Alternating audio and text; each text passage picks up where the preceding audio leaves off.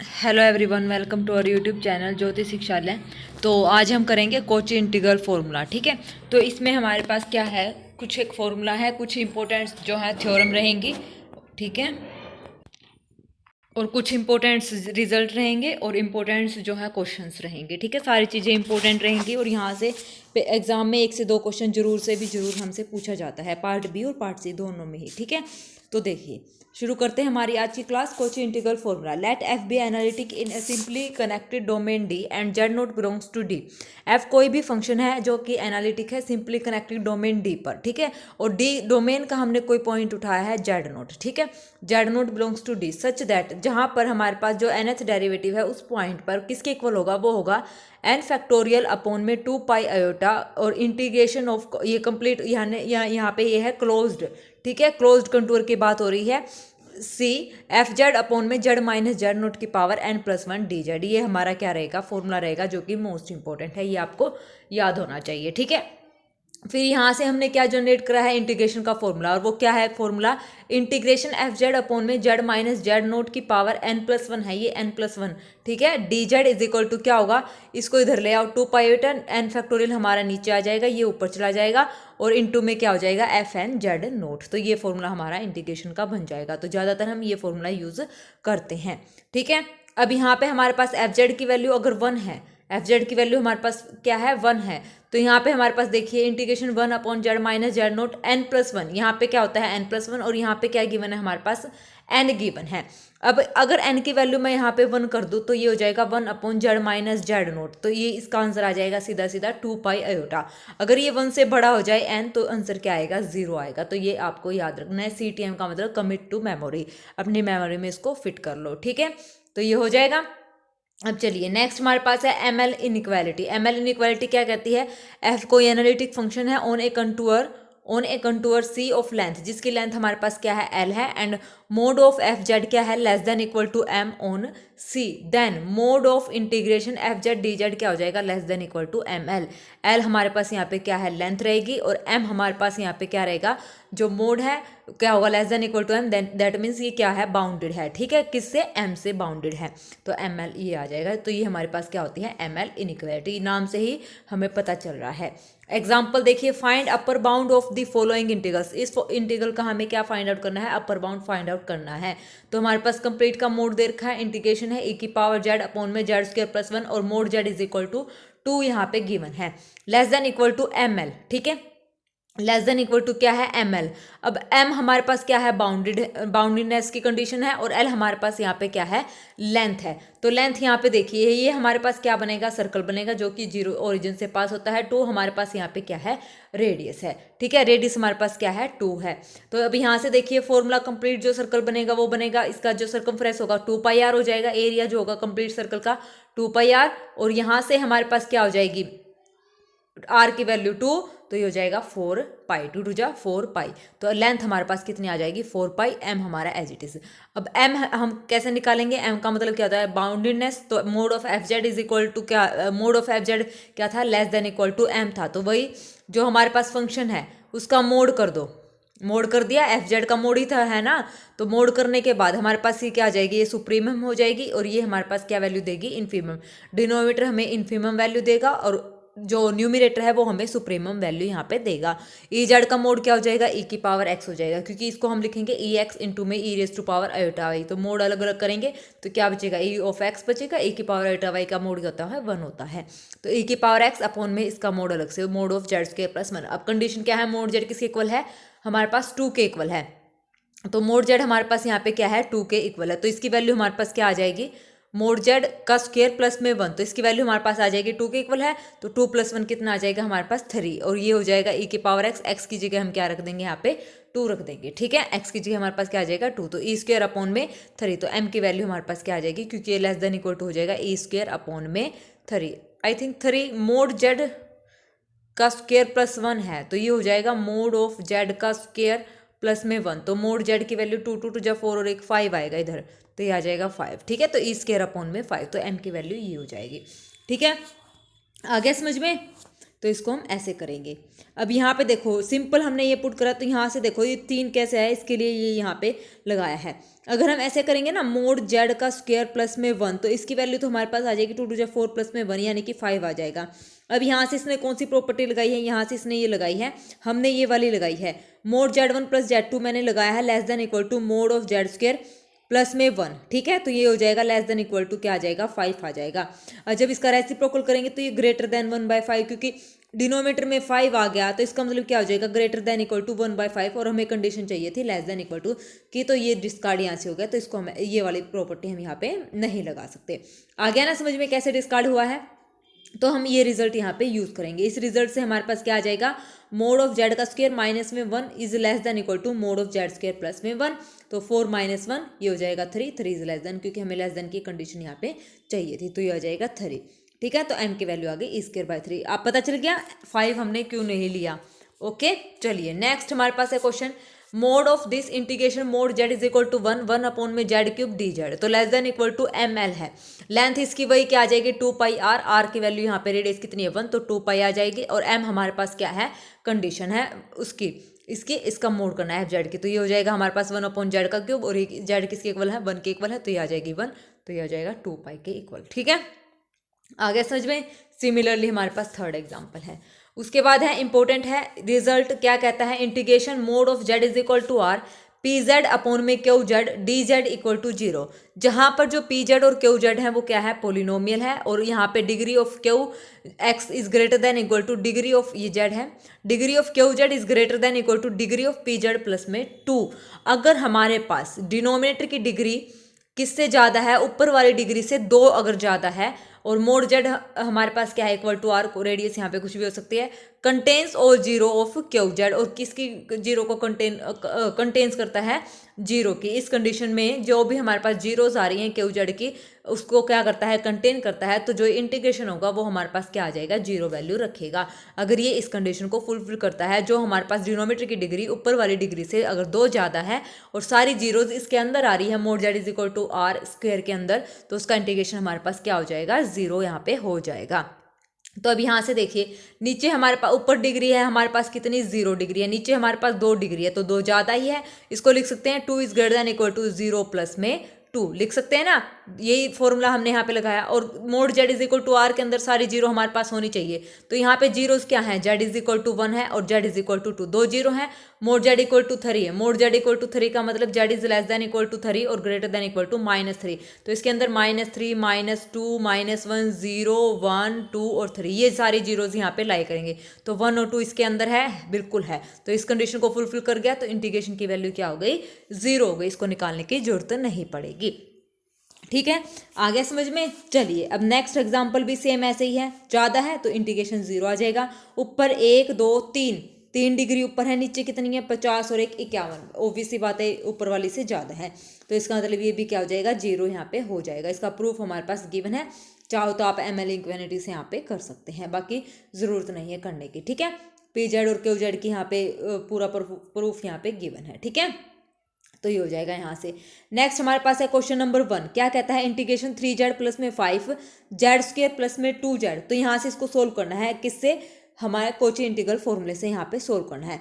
तो यहाँ से हमारे पास क्या बनेगा 3z प्लस में 5 और ये यहाँ पे z मैंने यहाँ पे कॉमन ले लिया, तो ये हमारे पास हो जाएगा इंटीग्रेशन, देखो ये लिख रखा 3z प्लस में 5 जेड अपॉन इंटू में z प्लस में 2। ठीक है यहाँ से हो गया, तो 0 mod z is equal to 1 के अंदर हमारे पास कितनी जीरोज हैं, देखो -1 less than equal to z is less than equal to 1, तो -1 0 और 1 3 जीरोज यहाँ पे इसके अंदर लाई करेंगे। तो यहाँ पे क्या कौन कौन सी है, यहाँ पे तो 0 है और एक -2, तो -2 का तो यहाँ पे रोल है ही नहीं क्योंकि इसके अंदर लाई नहीं करता, 0 करता है, तो 0 के लिए इसको आप सोल्व कर दो। सोल्व कैसे करेंगे, फॉर्मूला आपको पता है क्या होता है, हमारे पास फॉर्मूला होता है इंटीग्रेशन एफ जेड अपॉन में जेड माइनस जेड नोट की पावर n प्लस में 1, किसके इक्वल होता है हमारे पास ये फॉर्मूला किसके इक्वल होता है, अभी बताया था हमने 2 पाई आयोटा अपॉन में n factorial f n z not, यही फॉर्मूला होता है हमारे पास। अब यहाँ से देखिए z minus integration f z हम यहाँ पे क्या लेंगे, देखो ये जेड इंटू में जेड प्लस 2 था ना,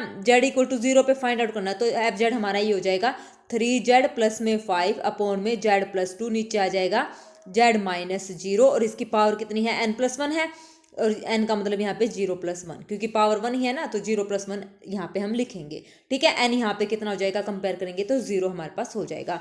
तो हमारे पास क्या आएगा, ये आ जाएगा 2 पाई आयोटा, नीचे आ जाएगा 0 फैक्टोरियल और ऊपर आ जाएगा F0 Z node. Z node का मतलब 0 पे इसकी वैल्यू, तो 2 पाई आयोटा 0 फैक्टोरियल 1 होता है।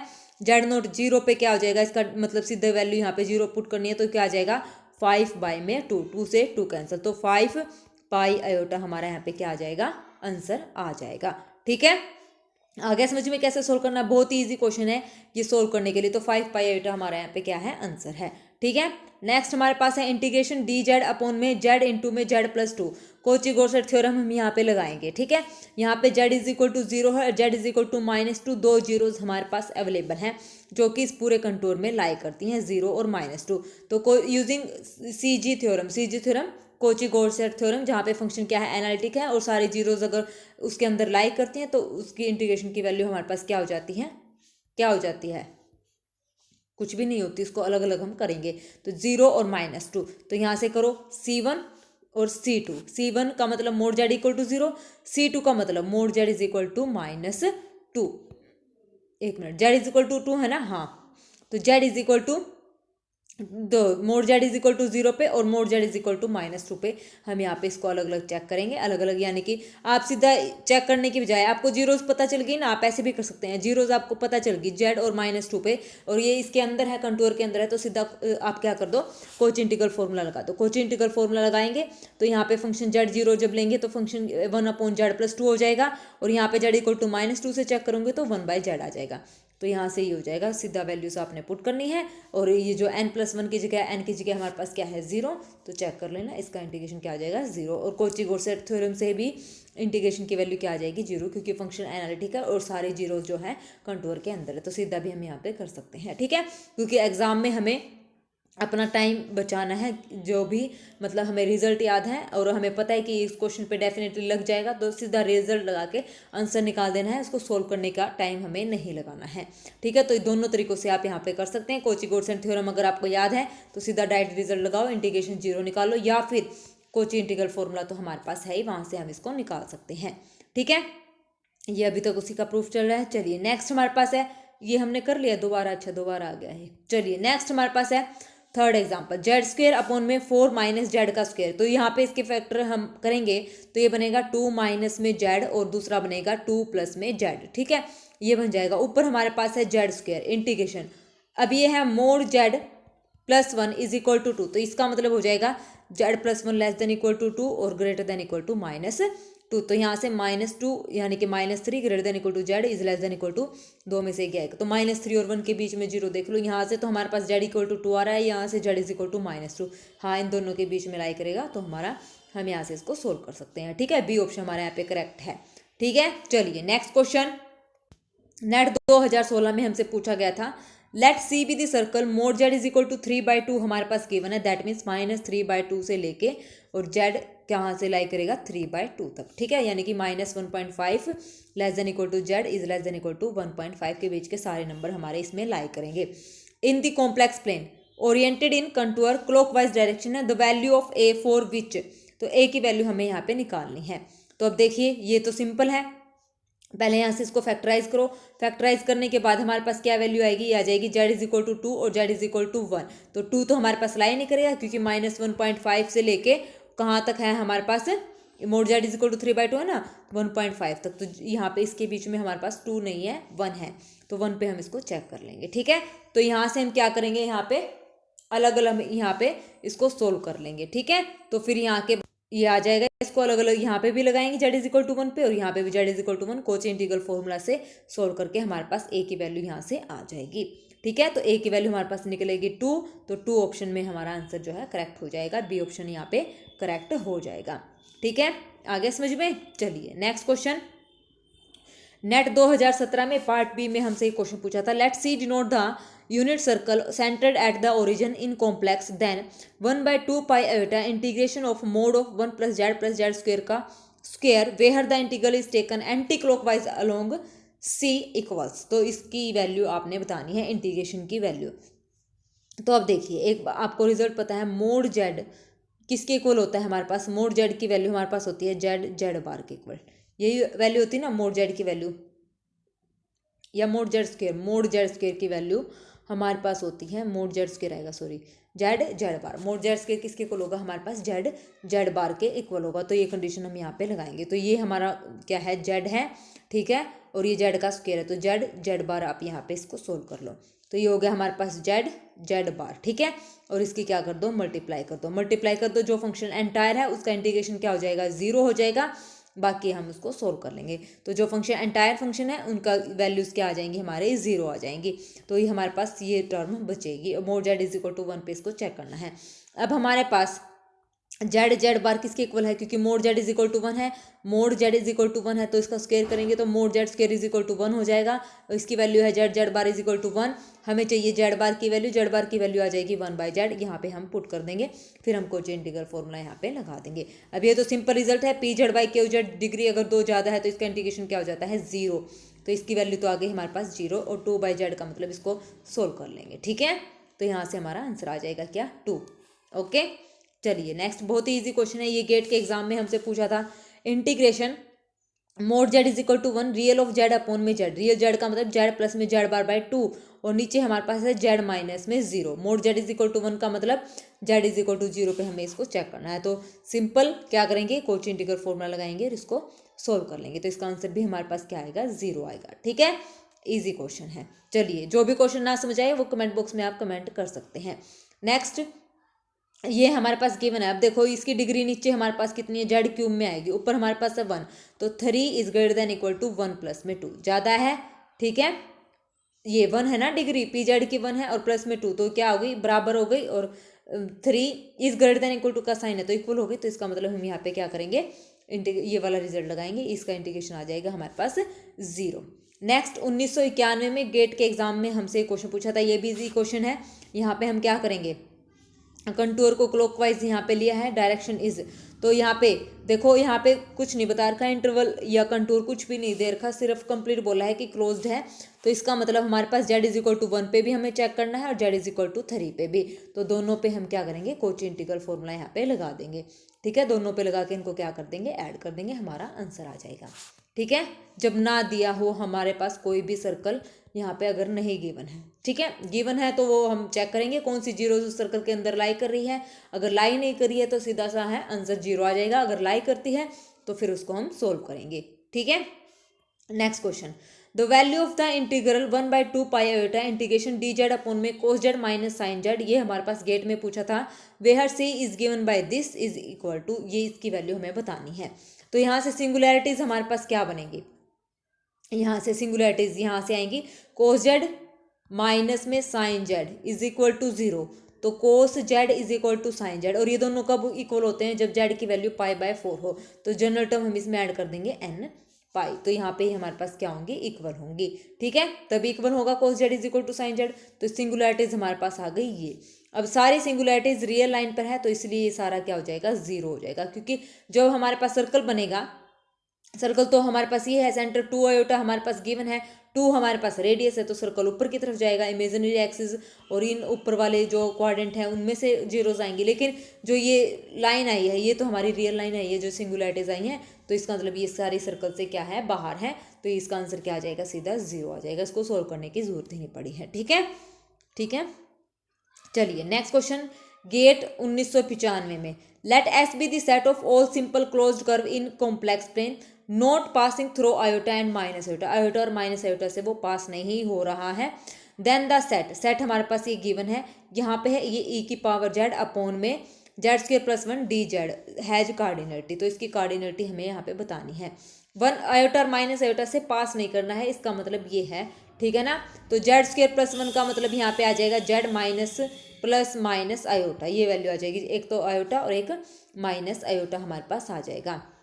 और पूरा कॉम्प्लेक्स प्लेन की बात हो रही है, तो पूरे कॉम्प्लेक्स प्लेन के अंदर हमारे पास आयोटा भी है और माइनस आयोटा भी है, ठीक है। तो ये सर्कल बन गया, तो इसको आयोटा से सोल्व करेंगे तो पाई ई आयोटा आ जाएगा यहाँ से, और एक बार minus pi e raise to the power minus iota, जब सोल्व करेंगे तो आंसर आ जाएगा इसका 4, ठीक है, आंसर आ जाएगा 4। और कभी आप ये सोचो कि मैडम नॉट पासिंग बोला था कि मैडम पास ही नहीं कर रहा, तो इसका मतलब ये नहीं है कि ये लाइज इसके अंदर लाई नहीं करेंगे, सिंगुलैरिटीज तो इस पूरे कॉम्प्लेक्स प्लेन के अंदर लाई करेंगी, लेकिन ये पास नहीं करने का मतलब, अगर ये पास करता तो इसका मतलब ये क्या हो जाता, ये जो है सेट हमारे पास डिफाइंड ही नहीं होता, इसलिए इसने स्पेशली मेंशन कराया कि इससे पास नहीं करती है।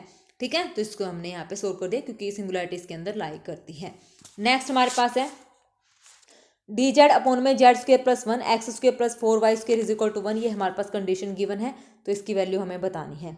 ठीक है, यहाँ से इसको जब सिंपली सोल्व करेंगे तो ये हमारे पास ये इस टाइप से बन जाएगी। ठीक है, ये इक्वल टू 1 आ जाएगी।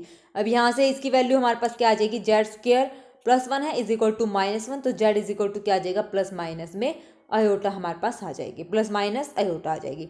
अब यहाँ से जब इसका डायग्राम हम ड्रॉ करेंगे तो ये हमारे पास 1 और -1, यहाँ से हाफ आया ना, तो माइनस हाफ अयोटा और हाफ अयोटा ये आ जाएगा। तो इस टाइप से हमारे पास ये डायग्राम बनेगा, और ये कैसा बनेगा, क्लोज बनेगा। ये हाफ अयोटा और माइनस हाफ अयोटा है, और यहाँ से हमारे पास आया है प्लस माइनस अयोटा, तो ये माइनस अयोटा नीचे है और ऊपर क्या है, अयोटा, दोनों क्या है, इससे बाहर है, तो आंसर क्या आ जाएगा, 0 हमारा आ जाएगा। ठीक है, next question, let this denotes the boundary of the square whose sides along x is equal to plus -1 y is equal to plus -1। तो यहाँ से हमारे पास क्या बनेगा, स्क्वायर बनेगा। ठीक है, प्लस -1 यहाँ पे गिवन है, 4 यहाँ पे कंडीशंस आ जाएंगी। Describe in anti clockwise direction then, अब यहाँ से देखो ये हमारे पास स्क्वायर बन गया, यहाँ से 2z प्लस 3, तो ये जो आएगा -3/2, यानी कि क्या आ जाएगा इसकी वैल्यू, z is equal to minus का हाफ। माइनस का हाफ क्या स्क्वायर के अंदर है, नहीं है, क्योंकि माइनस हाफ ये हमारे पास क्या आ जाएगा, इससे बाहर चला जाएगा इधर आगे की तरफ, तो इसका आंसर आ जाएगा 0, बी ऑप्शन हमारा यहाँ पे करेक्ट हो जाएगा। ठीक है, तो इसे यहाँ पे रीजन क्या लिख ना तो बाउंड्री के अंदर है और ना ही बाउंड्री पर है, तो इसलिए ये क्या हो जाएगा, 0 हो जाएगा। ठीक है, ऐसे ऐसे क्वेश्चन बहुत आते हैं जिसमें हमें सिर्फ पेन भी नहीं उठाना पड़ता, सिर्फ ये देखना है कि इसकी सिंगुलैरिटी उसके अंदर है या नहीं है, जो कंडीशन गिवन है। ठीक है, नेक्स्ट क्वेश्चन, गेट 1997 में हमसे पूछा था the value of the integral, इसकी इंटीग्रल की वैल्यू हमें बतानी है किसकी इक्वल होगी, तो ये सिंपली सोल्व हो जाएगा। जेड प्लस 1 की पावर यहाँ पे क्या है, 4 है। 4 को मैं कैसे लिख सकती हूँ, यहाँ पे n प्लस 1 है ना, तो 4 को मैं लिख सकती हूँ 3 प्लस में 1 लिख सकती हूँ, तो n की वैल्यू यहाँ पे क्या हो जाएगी, 3 हो जाएगी, तो ये हो जाएगा 2 पाई अयोटा, नीचे आ जाएगा 3 फैक्टोरियल, और f 3 जेड नोट का मतलब -1 पे चेक करना है। इसका 3 बार हमें क्या करना है, e की पावर 2z का हमें क्या करना है, 3 बार डेरिवेटिव, एक बार करेंगे तो 2 e raise to the power 2z, दूसरी बार करेंगे तो 2 दूनी 4 e raise to the power z2, और एक बार यूज करेंगे तो 4 दूनी 8 e raise to the power -1 put कर दो, माइनस का 2 नीचे साथ में 2 पाई अयोटा, नीचे आ जाएगा 3 दूनी 6, तो 2 3 6, तो 8 ई रेज टू पावर -2/3 आंसर हमारा आ जाएगा, साथ में पाई अयोटा, ये रहा बी ऑप्शन हमारा यहाँ पे करेक्ट हो जाएगा। ठीक है, आ गया समझ में। चलिए नेक्स्ट क्वेश्चन, ये 1999 में पूछा था, साइन पाई जेड का स्क्वायर प्लस में cos pi z square upon में z -4 z -2 more z is equal to 3 है, तो ऑब्वियस सी बात है जेड इज इक्वल टू 4 वाली इसके अंदर नहीं जाएगी, जेड इज इक्वल टू 2 पे हमें क्या करना है, चेक करना है, तो सिंपली चेक कर लेंगे, माइनस पाई अयोटा हमारा यहाँ पे आंसर आ जाएगा। ठीक है, आ गया समझ में।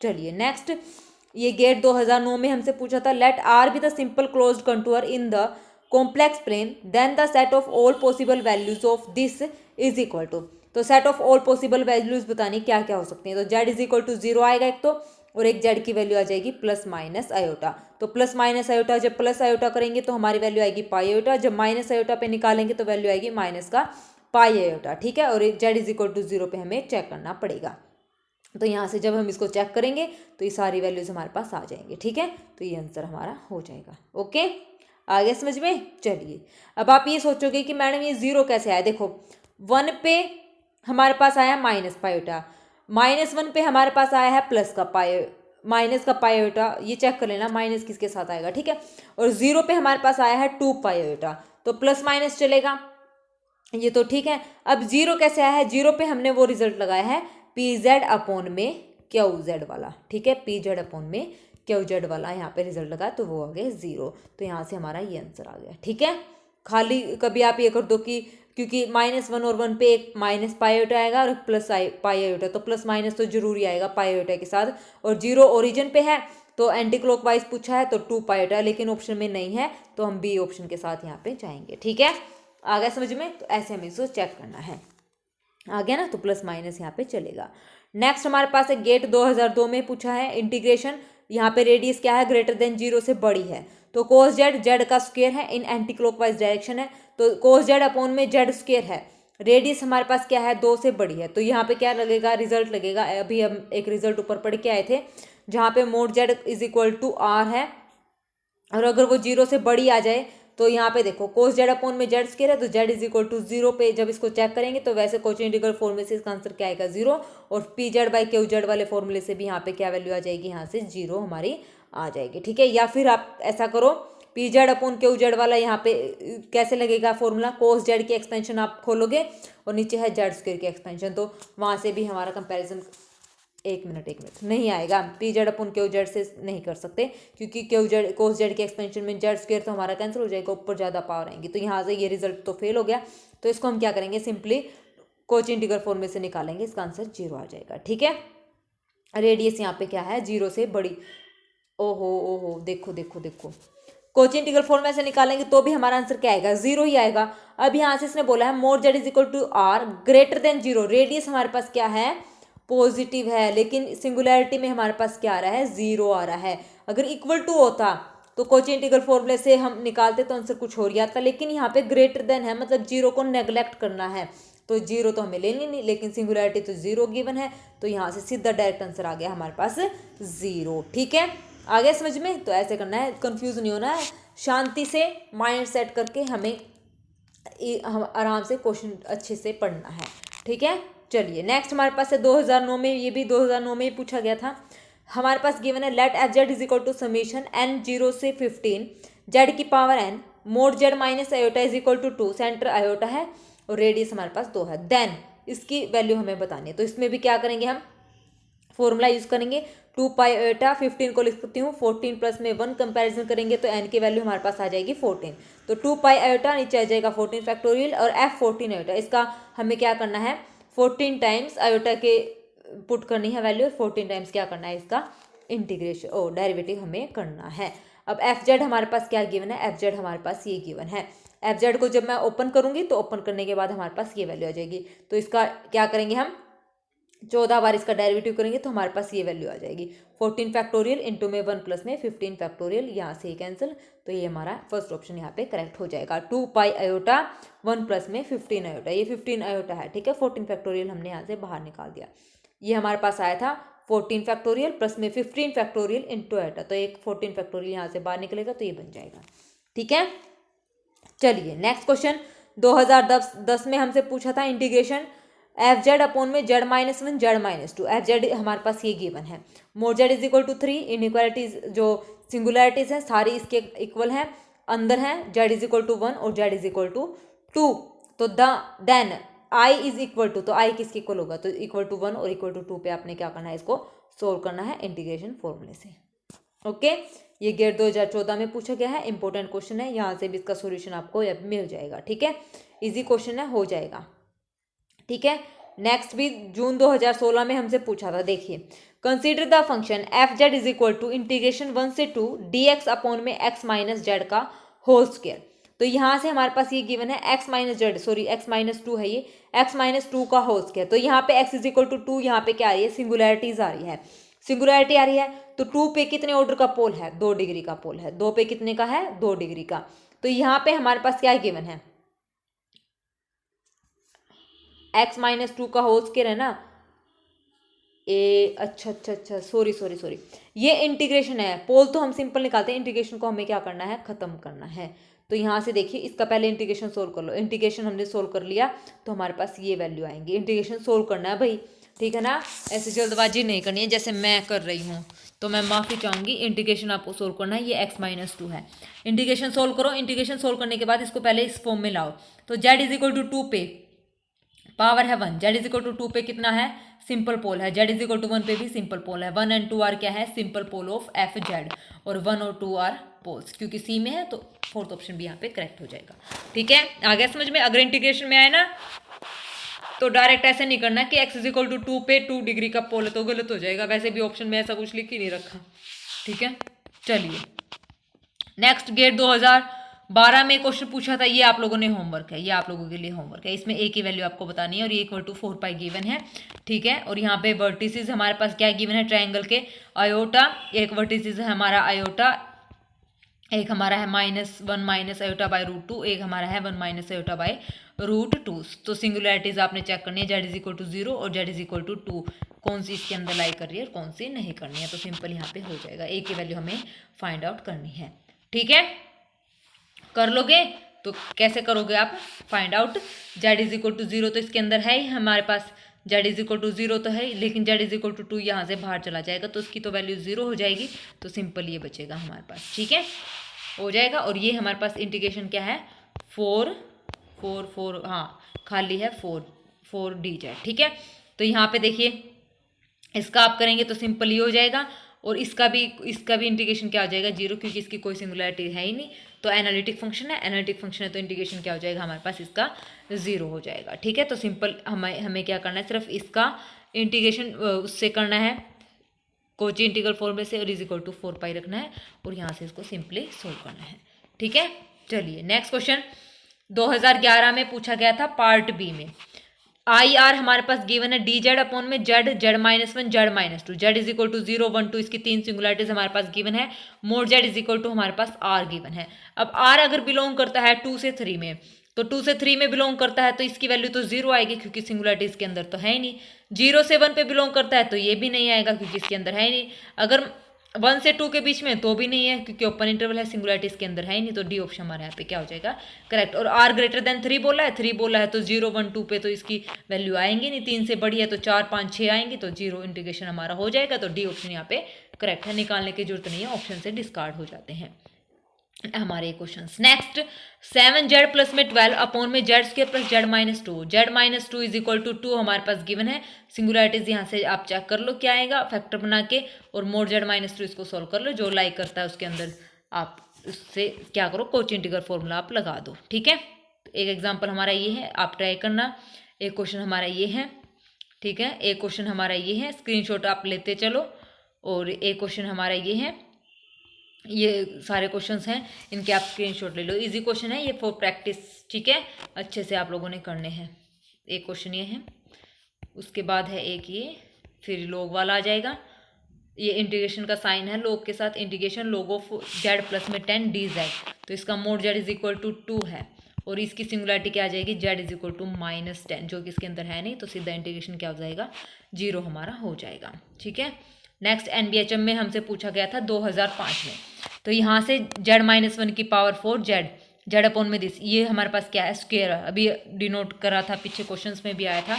तो यहाँ पे गिवन है क्या, मोड जेड-1 इज इक्वल टू 1, तो सिंगुलरिटीज आपने यहाँ पे चेक करनी है, अगर होती है तो ठीक है, अदरवाइज क्या हो जाएगा 0। तो यहाँ पे ये रिजल्ट भी हम लगा सकते हैं, ठीक है, तो 0 हमारा यहाँ पे आ जाएगा। नेक्स्ट एनबीएचएम 2005 में भी ये क्वेश्चन पूछा था, pick out the function from the following list which are analytic in complex plane. तो अब ये देखिए f z is equal to, जो कि कॉम्प्लेक्स प्लेन में क्या है, एनालिटिक है, f z is equal to mod z का स्क्वायर। तो ये फंक्शन कैसा है, एनालिटिक प्लस में रियल वैल्यूड, क्या होता है हमारे पास कांस्टेंट, अभी हम रिजल्ट करके आए थे, but this function is analytic plus real valued दोनों है, लेकिन फंक्शन क्या है, कांस्टेंट नहीं है, नॉन कांस्टेंट है, ठीक है। नेक्स्ट हमारे पास f z is equal to z bar, derivative क्या आ जाएगा इसका 1 आ जाएगा, नॉट इक्वल टू 0, तो function is not analytic in complex plane. F z is equal to real z, तो जेड प्लस में जेड बार बाय 2 होगा, और ये क्या आ जाएगा इसका derivative with respect to z bar, तो ये आ जाएगा हमारे पास 1/2 which is not equal to 0, तो नॉट एनालिटिक। ऐसे भी कर सकते हैं, एनालिटिक प्लस में real valued is not equal to constant, ठीक है। तो ये मतलब ये फंक्शन एनालिटिक हमारे पास नहीं है, पूरे कॉम्प्लेक्स प्लेन में पूछा है। इसका ऑप्शन डी हमारा यहाँ पे क्या आ जाएगा, आंसर आ जाएगा। आप इसको ऐसे भी चेक कर सकते हैं, जेड मोड जेड स्क्वायर को लिख दिया जेड जेड बार, तो यहाँ से इसका डेरिवेटिव आ जाएगा जेड, ठीक है, जेड आ जाएगा। और ये एनालिटिक कब होगा, जब z is equal to 0, if and only if x is equal to 0 और y is equal to 0, x and y is equal to 0 अगर हो जाएंगे तो फंक्शन एनालिटिक हो जाएगा, अदरवाइज नॉट एनालिटिक, ठीक है, कॉम्प्लेक्स प्लेन पे। चलिए नेक्स्ट एनबीएचएम 2006 में हमसे पूछा था, describe the set of all possible value of the integral 1 upon में 2 पाई आयोटा इंटू में दिस, और आर हमारे पास क्या है, closed continuously differentiable path in upper half plane not passing through iota. Upper half plane की बात हो रही है, अपर हाफ प्लेन ये है, और यहाँ पे क्या गिवन है, Z square plus 7 Z square plus 1 plus minus iota, तो एक बार आयोटा और एक बार माइनस आयोटा, तो माइनस आयोटा पे तो इसका क्या आ जाएगा 0, क्योंकि लाइन नहीं करता है। अपर हाफ प्लेन की बात हो रही है, तो आयोटा पे हम इसको चेक कर लेंगे। ठीक है, आंसर आ जाएगा हमारा 1, तो 1 का मतलब पूरा जेड। नेक्स्ट हमारे पास है एनबीएचएम 2005 में पूछा था, pick out the statement which are true, जो कि ट्रू है। Mod of sine z is less than equal to 1, क्या mod sine z is less than equal to 1 होता है? नहीं होता है, ये गलत है, क्योंकि मोड ऑफ साइन एक्स जो होता है उसकी वो होता है हमारे पास लेस देन इक्वल टू 1, लेकिन sine z less than equal to 1 नहीं होता है। रीजन क्या है कि क्योंकि ये अनबाउंडेड होता है, अनबाउंडेड है तो ये लेस देन इक्वल टू 1 तो होगा ही नहीं, क्योंकि कोस हाइपरबोलिक वाले फंक्शन, साइन हाइपरबोलिक वाले फंक्शन कैसे होते हैं? अनबाउंडेड होते हैं। तो ये साइन जेड कैसा हो गया? अनबाउंडेड हमारा हो गया। नेक्स्ट आइडेंटिटी ट्रू है, साइन स्क्वायर जेड प्लस में cos square z is equal to 1 for all z belongs to c, तो सेकंड इज करेक्ट। थर्ड गलत है, साइन जेड क्योंकि अनबाउंडेड फंक्शन है तो ये होगा ही नहीं। तो sine z is equal to क्या होता है formula? E raise to power iota z minus में e raise to power minus iota z upon में 2 आयोटा, यहाँ पे मिसिंग था तो यहाँ पे आयोटा अपॉन में 2 आयोटा आएगा, क्योंकि आयोटा इज मिसिंग, आयोटा खुद से लगाया हुआ है। ठीक है, तो ये फॉर्मूला यहाँ पे गलत है। देखो कितने आसान क्वेश्चन पूछते हैं एनबीएचएम वाले भी। नेक्स्ट हमारे पास है इंटीग्रेशन दिस। ठीक है, z mod z is equal to 3 z is equal to 2 पे सिंपल क्या करना है? कोच इंटीग्रेशन फॉर्मूला आपने लगाना है। देखो कितना इजी क्वेश्चन है, 2007 NBHM. Next NBHM, radius of convergence of the power series this, radius of convergence बतानी है इसकी, तो इसकी रेडियस ऑफ कन्वर्जेंस का फॉर्मूला आप बता दो, ए की पावर एन 1/n लिमिट लगाएंगे, तो यहाँ से जब इसको सोल्व करेंगे तो इसका रेसिप्रोकल जो आएगा उसका रेसिप्रोकल कर देना है, तो वो हमारे पास क्या आ जाएगा? रेडियस ऑफ कन्वर्जेंस आ जाएगी। ये हमारे पास क्या है? 1/r की वैल्यू है, इसका रेसिप्रोकल कर दो तो हमारे पास आ जाएगी वैल्यू। ठीक है, सेम 1/r हमारे पास होता है an प्लस में 1 डिवाइड बाई an, तो इसका रेसिप्रोकल क्या हो जाएगा? हमारे पास रेडियस ऑफ कन्वर्जेंस हो जाएगी। तो यहाँ पे पावर है तो पावर वाले में पावर का ही हम ज़्यादातर इस्तेमाल करते हैं। नेक्स्ट हमारे पास है let this is subset of c be an open connected set and ओम बोलते हैं वैसे तो इसको, ओम इज सबसेट ऑफ सी। ठीक है, एंड दिस डोमेन से हमारे पास कॉम्प्लेक्स प्लेन है, बी एनालिटिक फंक्शन है, pick out the true statement. तो एफ इज बाउंडेड इफ ओम इज बाउंडेड, अगर फंक्शन बाउंडेड है, एफ इज बाउंडेड इफ, यदि हमारे पास डोमेन बाउंडेड होगी तो फंक्शन कैसा होगा? बाउंडेड होगा। क्या ये ट्रू है? नहीं। 1/z मैंने यहाँ पे ले लिया, 1/z ले लिया, कंडीशन लगा दी 0 is less then mode z is less then 1, तो ओम तो हमारे पास क्या हो गया? ये तो डोमेन तो हमने बाउंडेड ले ली, लेकिन ये फंक्शन तो क्या है?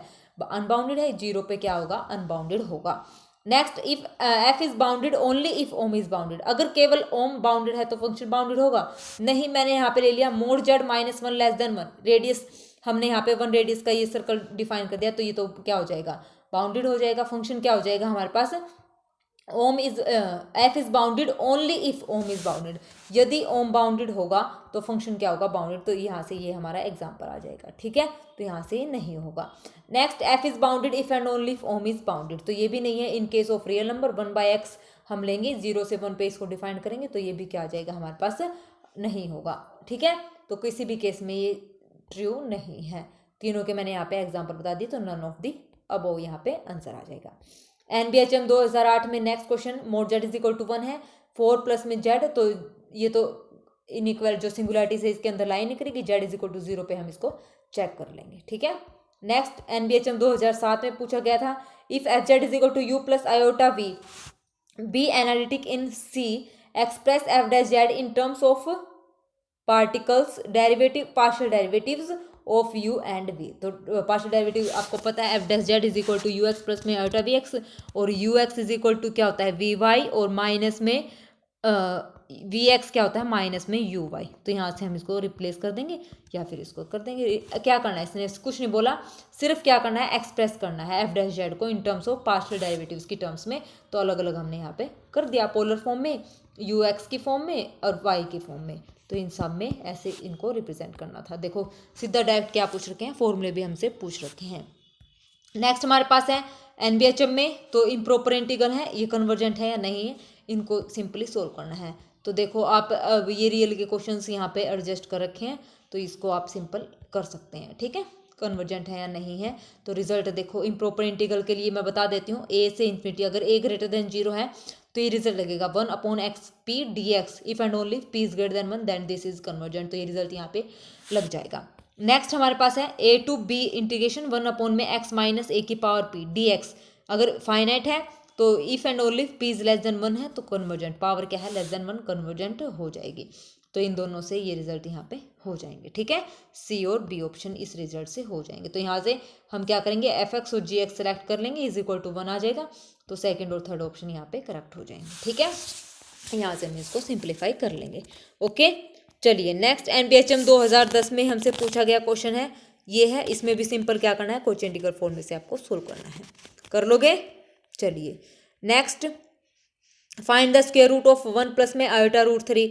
इसका हमें क्या करना है, स्क्वायर रूट फाइंड आउट करना है। तो हम इसमें सिंपल क्या करेंगे, ई की पावर आयोटा से ई की पावर लॉग लेके इसको सिंपली सोल्व करेंगे। तो इसको मैं कैसे लिख सकती हूँ, ई की पावर लॉग ऑफ दिस, ठीक है। 1/2 आगे आ जाएगा, लॉग ये हो जाएगा। और यहाँ से सिंपल क्या करेंगे, फॉर्मूला लगा देंगे आर्ग्यूमेंट वाला, सबको पता है ना, log of mod of this plus में आयोटा और आर्ग्यूमेंट ऑफ रूट 3 क्या हो जाएगा, π/6, ठीक है। और टेंजेंट रूट 3 क्या हो जाएगा, π/6 हो जाएगा। चलिए नेक्स्ट हमारे पास है 2011 में, f c to c be analytic right z is equal to x plus iota y and f is equal to u plus में iota v, pick out of the true statement. तो f dash z हमारे पास ये होता है u x plus में iota v x, बिल्कुल ठीक है, ठीक है, फर्स्ट ऑप्शन करेक्ट है।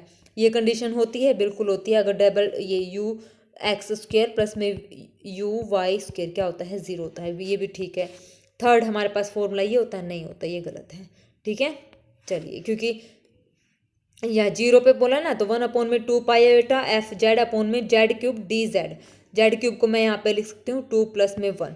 तो यहाँ पे ये रिजल्ट हमारा लगेगा, यहाँ पे 2 फैक्टोरियल होना चाहिए, n फैक्टोरियल होता है ना, तो यहाँ पे 2 फैक्टोरियल होना चाहिए, वो मिसिंग है, थर्ड गलत हो जाएगा। नेक्स्ट, डी जेड अपॉन में जेड क्यूब प्लस इंटू में z plus 4, z plus 2 is equal to 3। तो यहाँ से आप चेक कर सकते हैं कौन कौन सी यहाँ पे लाई करेंगे, फिर वहाँ से आप क्या कर सकते हैं, अपना निकाल सकते हैं कोची इंटीग्रल फॉर्मूले से। Next, write down all possible values of iota raise to power -2 iota.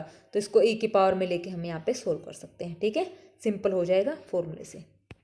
Next, NBHM में, ये भी एनबीएचएम में पूछा था, तो यहाँ पे any close contour in anti clockwise direction containing z naught, z naught को कंटेन करता है। तो दैट मीन्स सीधा सिंपल यहाँ पे अब क्या करना है, फॉर्मूला लगाना है, 2 बार इसका डेरिवेटिव करके वैल्यू पुट कर देनी है। Next, which of the following statement are true? There exists a known constant entire function which is bounded and upper half plane. एक बात याद रखना, अगर पार्ट सी में ऐसे क्वेश्चन आ जाए ना, तो मोस्ट इंपॉर्टेंटली और 99% जो है आपके देयर एग्जिस्ट वाले ऑप्शन ट्रू होते हैं। देयर एग्जिस्ट, क्योंकि एक ऐसा एग्जिस्ट कर जाएगा सी पार्ट में, 99% देयर एग्जिस्ट के ऑप्शंस ट्रू होते हैं। तो जहां पर भी आपको दिखे ना सी पार्ट में देयर एग्जिस्ट है किसी ऑप्शन में, तो वो आंख बंद करके आप टिक कर सकते हैं, सोचने की जरूरत ही नहीं है, ठीक है। अब यहाँ पे देखो, तीनों में यहाँ पे देयर एग्जिस्ट बोला, there exist a non constant entire function जो कि बाउंडेड है अपर हाफ प्लेन पे, there exist a non constant entire function which takes real values on imaginary values, ठीक है। तीसरा बोला है there exist a non constant entire function which is bounded on imaginary axis. तो इसके लिए हमारे पास क्या गिवन है, और सारे के सारे यहाँ पे एग्जांपल्स आपको गिवन है, तो हमें एग्जिस्ट करवा के दिखाना है, ठीक है। ऑप्शन एग्जिस्ट में तो हमें क्या होता है, एग्जाम्पल ढूंढना होता है, एग्जिस्ट में हमें क्या होता है, एग्जाम्पल ढूंढना होता है। अगर हमने ऐसा कोई एग्जाम्पल एग्जिस्ट करवा दिया जो इसकी कंडीशन को फुलफिल कर रहा है, तो वो ट्रू होता है, और एग्जिस्ट में हम एग्जिस्ट करवा सकते हैं। और डिस्कार्ड तब करते हैं जब हमें लगता है कि हाँ ये स्टेटमेंट गलत हो सकती है, तो उसके लिए हम क्या करेंगे, गलत एग्जाम्पल दिखाएंगे कि हाँ मैंने आपको एग्जाम्पल बता दिया है और ये गलत होगा 100%, ठीक है।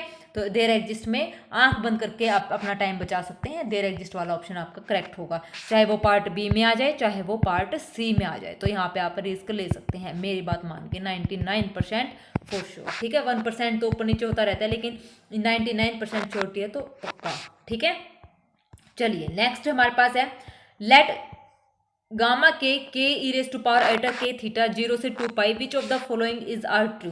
कौन सा यहाँ पे ट्रू रहेगा, तो यहाँ पे देखिए गामा के कहाँ पे बिलोंग करता है, 1 2 3 पे भी यहाँ पे बिलोंग करता है। तो इस केस में हमारे पास क्या वैल्यू आएगी, जब के इक्वल टू 1 है तो ये हो जाएगा e raise to power iota theta, 2 है तो 2 into e raise to power 2 iota theta, 3 है तो 3 into e raise to power 3 iota theta, ये हो जाएगा। तो यहाँ से इनकी वैल्यूज आपने सोल्व करके देखनी, क्या आएगा, सिंपल आप क्या यहाँ पे लिख रखा है ना, यहाँ पे तो है गामा के, ठीक है, और के यहाँ पे है 1 2 3, तो इसकी तो वैल्यू ऑब्वियस सी बात है 0 आ जाएगी। दूसरा गामा 2 का मतलब के इज इक्वल टू 2 है, 2 e raise to power 2 iota theta, तो ये आपको सोल्व करना है। और गामा 1 है तो गामा 1 का मतलब e raise to power iota theta, k की वैल्यू 1 है, तो ये हो जाएगा 1/z 1/z। तो यहाँ से आप इसको सोल्व कर सकते हैं। देखिए गामा 1 की जब बात हो रही है तो ये हो जाएगा 1/z1, पावर आ जाएगी z1। यहाँ पे क्या गिवन है फंक्शन, ये बस ये गिवन है तो z1 है, ठीक है, तो ये हो जाएगा z1, तो 2 पायोटा, यहाँ पे आप सिंपली सोल्व कर सकते हैं। यहाँ पे z इज इक्वल टू 0, तो गामा 1 के अंदर ये लाई करेगा 0, ठीक है। नेक्स्ट हमारे पास है गामा 3, ये आपको सोल्व करना है कि 3 में ये बिलोंग करेगा या नहीं करेगा, ठीक है। आगे समझ में कैसे आपने इसको सोल्व करना है। ओके चलिए नेक्स्ट हमारे पास है fundamental theorem of calculus is also valid in complex. जो हमारे पास कैलकुलस में फंडामेंटल थ्योरम्स होती है वो कॉम्प्लेक्स एनालिसिस में वैलिड होती हैं। इसका मतलब integration can be solve by 12th class integration. जैसे हम 12वीं क्लास में इंटीग्रेशन सोल्व करते हैं वैसे ही हम कॉम्प्लेक्स एनालिसिस का इंटीग्रेशन यहाँ पे सोल्व करेंगे। If f is continuous function on a domain d having primitive f, then integration क्या हो जाएगा f(z1 माइनस z0), वही upper limit minus lower limit. तो यहाँ से हम इसको सोल्व कर सकते हैं, ठीक है। जैसे 12वीं क्लास में करते हैं सेम हम यहाँ पे वैसे ही करेंगे। If f is analytic in a simply connected domain d, then there exist primitive of f। तो प्रिमिटिव हमारे पास ऑफ f क्या होगा, derivative f dash is equal to small f, ठीक है। प्रिमिटिव और एंटी डेरिवेटिव हम यहाँ पे बोलते हैं, मतलब जो फंक्शन हमारे पास गिवन है ना उसका हम इंटीग्रेशन कर दें तो प्रिमिटिव एग्जिस्ट हो जाएगा, डेरिवेटिव कर देंगे तो भी हमारा क्या हो जाएगा, प्रिमिटिव मतलब एग्जिस्ट हो जाएगा। डेरिवेटिव अगर फंक्शन के इक्वल है तो प्रिमिटिव, अगर उस फंक्शन का इंटीग्रेशन कर दें तो वो एंटी डेरिवेटिव, ठीक है, यानी कि प्रिमिटिव। नेक्स्ट हमारे पास है collection of primitive integration is called indefinite integral, ठीक है। प्रिमिटिव इंटीग्रल की जो कलेक्शन होगी वो इंडेफिनिट इंटीग्रल हमारे पास होता है। ये हमारे पास गिवन है, इसका इंटीग्रेशन हमें सोल्व करना है और कुछ नहीं करना, सिंपल हमें क्या करना है, इंटीग्रेशन करना है। ये कुछ फिगर्स गिवन है, e की पावर z है तो यहाँ पे लिमिट बनेगी 0 से 10, इंटीग्रेशन सोल्व कर देना है।